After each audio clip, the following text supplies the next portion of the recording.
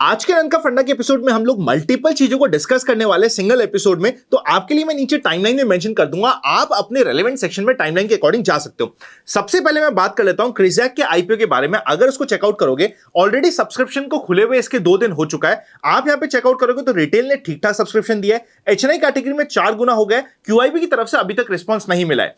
देखिए, इस complete IPO में अगर ग्रे मार्केट प्रीमियम की बात करी जाए ना, 245 के इशू प्राइस के अगेंस्ट में ग्रे मार्केट प्रीमियम 40-45 रुपीस तक पहुंच गया था। यानी कि 15 से 17% तक का ग्रे मार्केट प्रीमियम पहुंच गया था। यह बड़ा क्यों था? देखिए, कभी कभी क्या होता है, कंपनी मूल माहौल को चेंज करने के लिए काफी पॉजिटिविटी फैलाती है, तो फैली पॉजिटिविटी, जिसके बाद अचानक से इसमें जीएमपी में स्पाइक देखने को मिला। पर आज के दिन वापस से ये जीएमपी रिड्यूस होके 11% के आसपास हो गया है। कल के दिन 12 बजे क्या रहेगा लेटेस्ट जीएमपी, वो मैं आपको open for all free Telegram channel, जिसका लिंक डिस्क्रिप्शन में, वहां पे जाके अपडेट कर दूंगा। मुझे पर्सनली ऐसा लगता है कि ये आईपीओ लॉन्ग टर्म के लिए तो खैर हम सोच ही नहीं सकते, मतलब मैं पर्सनली नहीं सोचता हूं, मेरी स्ट्रैटेजी को वो अप्लाई नहीं होता है। पर अगर मुझे लिस्टिंग गेन के लिए देखना है तो किस तरीके से सब्सक्रिप्शन आता है स्पेसिफिकली एचएनआई और क्यूआईबी कैटेगरी में, उस पर डिपेंडेंट होगा। अगर सब्सक्रिप्शन अच्छा आया, फॉर एग्जांपल एचएनआई कैटेगरी का सब्सक्रिप्शन 11-12 टाइम्स को क्रॉस करता हुआ दिखा और क्यूआईबी में भी ठीक ठाक सब्सक्रिप्शन दिखा, तो शायद मैं यहां पे रिस्क लेने की बात करूं। वरना because on the face of it company का वैल्यूएशन सस्ता नहीं है, पर कंपनी ने इतना वैल्यूएशन में गैप छोड़ा है कि थोड़ा बहुत आपको लिस्टिंग पे मिल जाए। मतलब एक ऐसा आईपीओ है जिसके लिए मैं बहुत ज्यादा एक्साइटेड नहीं हूं, पर अगर मुझे यहां पे देखा कि थोड़ा बहुत मूल माहौल ठीक बन रहा है, अच्छा रिस्पॉन्स आ रहा है, सिर्फ बहती गंगा में हाथ धोने के लिए कभी कभी मुझे ऐसी लाइंस यूज करनी पड़ जाती है, इस आईपीओ को मैं भी पर्सनली कंसीडर करने का प्लान कर सकता हूं। आई होप आपने ये देख लिया है। डिपेंड करेगा किस तरीके से एचएनआई और क्यूआईबी का सब्सक्रिप्शन आता है। रेगुलर अपडेट्स में आपको open for all free Telegram पे क्या सब्सक्रिप्शन हो रहा है नहीं हो रहा, वो वहां पे देता रहूंगा। नेक्स्ट बात करते हैं एक सेकंड आईपीओ की, जिसका नाम है ट्रैवल फूड सर्विसेज का। पर इस आईपीओ का हम लोग डिटेल एनालिसिस करने वाले हैं, तो उससे पहले एक मैं आपके लिए क्रिप्टो का एनालिसिस बीच में डाल देता हूं, बिकॉज क्रिप्टो का एनालिसिस बहुत क्रेजी हो रखा है अभी। देखो, अगर आप क्रिप्टो को चेकआउट करोगे ना, स्पेसिफिकली बिटकॉइन, ये एक ऐसी एसेट क्लास है जो ओवरऑल वर्ल्ड में क्या पॉजिटिविटी चल रही है या फिर नहीं चल रही, उसका सिग्नल देता है। आप में से कुछ लोग बोल सकते हो कि बिटकॉइन या फिर क्रिप्टो करेंसीज यूएस मार्केट से एकदम ऑपोजिट काम करते हैं, बट इन रियलिटी नहीं करते। अगर यूएस मार्केट में, वर्ल्ड मार्केट में शांति रहेगी, अच्छा काम होगा, तो यहां पे हमें ब्रेकआउट देखने को मिलेंगे। अगर यूएस मार्केट में, वर्ल्ड मार्केट में दिक्कत दिखेगी, तो यहां पे भी आपको दिक्कत दिखेगी। इस चीज को ध्यान में रखिएगा। चलिए मैं एनालिसिस कर लेते हैं कंप्लीट क्रिप्टो का। बाय द वे, क्रिप्टो के लिए एनालिसिस के लिए आपको समझना पड़ेगा, कल मैंने ऑलरेडी जो हमारा एक स्पेशल चैनल बना रखा है कम्युनिटी के मेंबर्स के लिए, जिन्होंने भी डेल्टा एक्सचेंज इंडिया में अकाउंट खुला है, डिस्क्रिप्शन दिए गए लिंक से, वहां पे काफी इंटरेस्टिंग डिस्कशन किया था। मैंने क्या कहा था, ये देखो एक इंपॉर्टेंट सपोर्ट लाइन बनी हुई है। अगर मार्केट को यहां से बड़ा मूव देना है तो बेस्ट के सिनेरियो होता है कि सपोर्ट लाइन को ब्रेक करे, लोग बोले यहां पे गया गया गया। अगर हमें यहां पे गया भी लेनी है ट्रेड, तो 500-600 पॉइंट ज्यादा नहीं लेनी है, क्योंकि यहां पे ये कोई बेस बनाएगा। यहां पे रफली इसने, आप देख सकते हो, डबल बॉटम का बेस बनाया, एक अच्छी बुलिश कैंडल आई, उसके बाद एक वापस से बड़ा मूव आया, मतलब फेक ब्रेकडाउन दिखाया, जहां पे लोगों ने बड़ा अगर स्विंग का ब्रेकडाउन के लिए खेला होगा, उनके स्टॉप लॉस खाए और फिर एक बड़े मूव के लिए जा चुका था। और बड़ा मूव देने के बाद फ्रेश ब्रेकआउट आया है 1,08,400 के ऊपर। जब ये ब्रेकआउट आया तो ब्रेकआउट रिटेस्ट किया और फिर वापस से मूव कर रहा है। अब अगर ये वापस से एक बार रिटेस्ट करता है, तब भी हमारे लिए ये नोटिस में रह सकता है, ये कंप्लीट इसका एनालिसिस हो जाता है। पर जिस तरीके से बिटकॉइन मूव कर रहा है, इवेंचुअली अब बाकी सारे कॉइन्स भी, जैसे इथेरियम हो गए या बाकी सारी जगह भी, इसको ज्वाइन करने की तरफ आने की प्रोबेबिलिटी हमारे लिए बढ़ जाती है। जब तक बिटकॉइन 1,08,400 के ऊपर है, स्विंग ट्रेडिंग में भी शॉर्ट नहीं मारा जा सकता। इंट्राडे में मारना है, एक अलग बात है कि आपको कुछ सेटअप मिल गया। फॉर एग्जांपल अभी यहां पे भी इनसाइड कैंडल बनने की कोशिश हो रही है, अब इनसाइड कैंडल पे ब्रेकडाउन मिल गया, मैंने शॉर्ट मार दिया, it's okay. But overall swing trading में भी शॉर्ट नहीं बनेगा। आपको लॉन्ग की जरिए में, लॉन्ग की पोजीशन में ढूंढना पड़ेगा कि कहां पे किस किस तरीके से लॉन्ग बन सकता है। एक बार अगर आप डेली कैंडलस्टिक पे जाके देखोगे ना, इस क्रिप्टो के एनालिसिस को मैं यहां पे क्लोज करता हूं सिंपल सा। यहां पे आप देखोगे तो एक इंपॉर्टेंट सपोर्ट मैं आपके लिए लगाता हूं 50 डे मूविंग एवरेज का। ये देखो, परफेक्ट 50 डे मूविंग एवरेज के सपोर्ट से आसपास से मार्केट ने सपोर्ट लिया है। अब ये मार्केट को कभी भी रिटेस्ट करना हुआ ना, तो एक बार मार्केट चाहे तो अपने 10 डे मूविंग एवरेज को रिटेस्ट करने आ सकता है। सिर्फ वो आपकी अपॉर्चुनिटी होगी इंट्राडे में शॉर्ट करने की। पर 10 डे मूविंग एवरेज के आसपास वापस से एक बार बुलिश माइंडसेट से काम करना इंपॉर्टेंट रहेगा, जब तक वो सिस्टमैटिकली ब्रेक नहीं हो जाता। काम करने के लिए डेल्टा एक्सचेंज इंडिया को आप चेकआउट कर सकते हो, लिंक आपको डिस्क्रिप्शन में मिल जाएगा।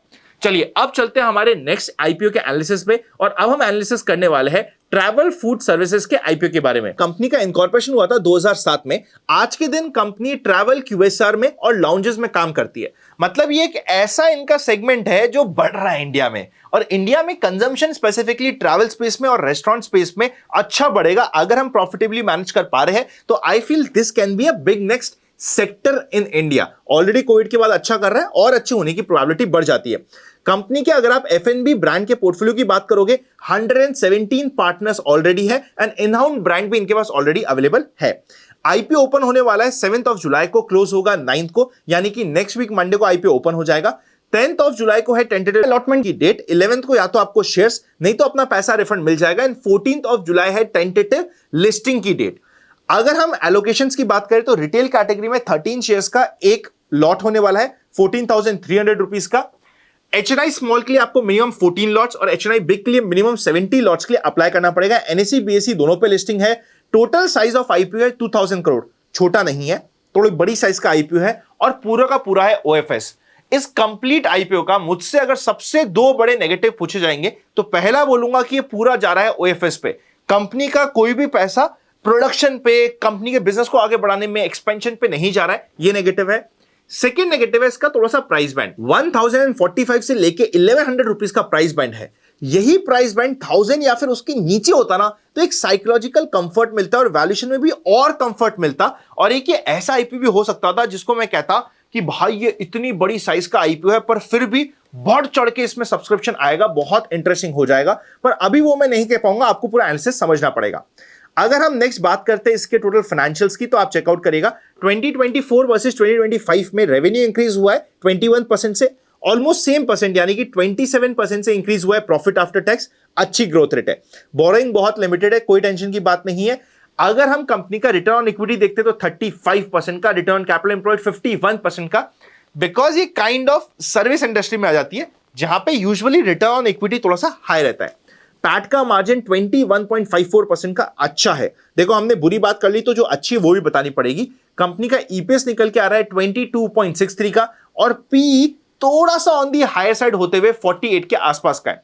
अगर हम आज के दिन इसके पीयर कंपैरिजन की बात करें तो पीयर कंपैरिजन में सबसे पहले नाम आता है जुबिलेंट फूड, जिसका पी रेशियो चल रहा है 200 के ऊपर का। देवयानी, जिसका पी रेशियो की बात ही नहीं करनी होती क्योंकि कंपनी कोई खास प्रॉफिटेबल है नहीं, और 2000 के ऊपर का पी रेशियो निकलेगा। Sapphire food 548, Westlife food इसका पी रेशियो है 955 का।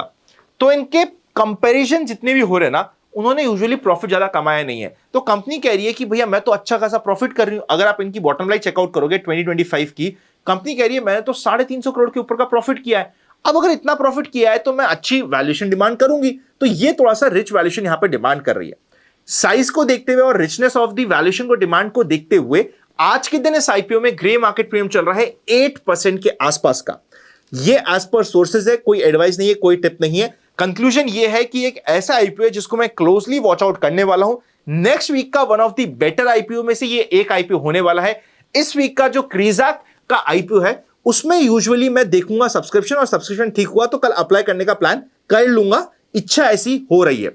आई होप ये कंप्लीट आपका आईपीओ के एनालिसिस में मदद हुई होगी। अब हम बात कर लेते हैं कल के मार्केट के एनालिसिस की। आ जाइए स्क्रीन पे, कल के मार्केट के एनालिसिस डिस्कशन कर लेते हैं। देखिए सबसे पहले ना मुझे ना एफआई से एक दिक्कत है यार। जिस तरीके से एफआईज ने यहां पे बाइंग करी थी ना, मुझे ऐसा लगा था कि भूला भटका एफआईज वापस से इंडिया में आ रहा है। पर जिस तरीके से अब वो इस वीक भाग रहा है, ऑल्दो कल के दिन यूएस मार्केट बंद है तो कल के दिन हम पूरा पूरा इंडियन मार्केट पे डिपेंडेंट है। यूएस मार्केट में कुछ नहीं होने वाला, कल इंडियन मार्केट पे हम डिपेंडेंट है। बट जिस तरीके से इस वीक इन्होंने साथ छोड़ा ना, वो नहीं होती कि बेवफा, कि वो बेवफा निकला बीच में छोड़ के निकल गया, वैसा कुछ सीन लग रहा है, which is not promising. But I hope next week से वापस से एफआईज की तरफ से पॉजिटिव फ्लोज देखने को मिले, अगर हम कुछ पॉजिटिवनेस देखने की कोशिश कर रहे हैं तो। वरना अगर आप टेक्निकली देखोगे तो अब हुआ क्या है, मार्केट में ये बियरिश इनगल्फिंग बना। एक ऐसी कैंडल जिसने एक बुलिश कैंडल को पूरा इनगल्फ कर दिया, ये बना। ये बियरिश इनगल्फिंग बनने के बाद मार्केट ने इस मोमेंटम को नीचे की साइड कंटिन्यू किया। तो लॉजिकली जब तक मार्केट 25,500 के ऊपर की क्लोज नहीं देता, एक बार कोई बहुत बड़ी बुलिश पोजीशन लेने से पहले सोचना चाहिए। कल क्योंकि हम सिर्फ इंडियन मार्केट पे ही भरोसे पे है, तो कल मार्केट को 10 डे मूविंग एवरेज के आसपास से बाउंस बैक करना है, तो वो उसका बेस्ट केस सिनेरियो होता है। देखिए अभी आप एक बार को स्क्रीन छोड़िए, बात को समझिए। जब यूएस मार्केट और इंटरनेशनल मार्केट खुलता है ना, तब तो हम उनसे काफी गाइड होकर मार्केट में काम करने की कोशिश करते हैं। पर जब यूएस मार्केट बंद है, यूएस मार्केट में ज्यादा कोई दिक्कत हो नहीं सकती है, आगे लंबी छुट्टी आ रही है, मार्केट एक 10 डे मूविंग एवरेज का सपोर्ट जो राउंड फिगर में हमारे लिए होता है 25,350 के आसपास खड़ा है, तो 25,350 के ऊपर से अगर मार्केट को बाउंस लेना हुआ तो उसके लिए बेस्ट केस सिनेरियो हो जाता है।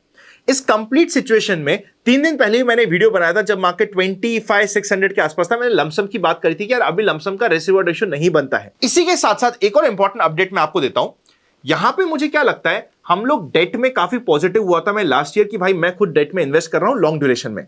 अगर आप म्यूचुअल फंड और डेट में इन्वेस्ट करते हो तो एक चीज ध्यान रखिएगा, लॉन्ग ड्यूरेशन पे प्ले करने का कि हमारा टाइम होराइजन तो है 3 साल का, पर हमने डेट ले लिया 20 साल का, मतलब लॉन्ग टर्म डेट फंड्स में इन्वेस्ट करने का मुझे पर्सनली ऐसा लगता है जितना जूस वहां से निकलना था उसका 70-75% ऑफ द जूस निकल चुका है। आखिरी 20% के जूस अगर आप लॉन्ग टर्म डेट में लेने जाओगे तो अननेसेसरी आपकी वहां पे इंटरेस्ट रेट रिस्क आ जाएगी, जो मैं डेट में लेने में कंफर्टेबल नहीं होता हूं। इंपॉर्टेंट अपडेट थी, मैंने अपने पोर्टफोलियो में थोड़ा स्ट्रक्चरली चेंज किया है, लॉन्ग टर्म डेट्स को कम किया है, प्रॉफिट बुक किया है, वहां से एग्जिट किया, तो आपको ये बताने की कोशिश करी। आई होप ये वीडियो आपको अच्छा लगा होगा, अगर अच्छा लगे तो लाइक कर दीजिएगा। हमारी book the Indian stock market simplified को अभी तक आपने चेकआउट नहीं किया है, ऑलमोस्ट 2, 2.5, 3 महीने हो चुके हैं, अभी भी ये नंबर 1 नेशनल बेस्टसेलर चल रही है। आप चाहो तो इसको बाय कर सकते हो, अमेजिंग रिव्यूज मिल रहे हैं मुझे आपकी तरफ से, काफी हेल्प हो जाएगी। और डेल्टा एक्सचेंज इंडिया में अकाउंट खुलाने का लिंक डिस्क्रिप्शन में है। ऑल्सो एक आपको बात बता देता हूं, बेसिक से काम कैसे किया जाए इसके रिलेटेड मैंने एक वीडियो बनाया है, इसको चेकआउट कर लीजिएगा, आपको हेल्प यहां पे मिल सकती है। सी यू वेरी सून।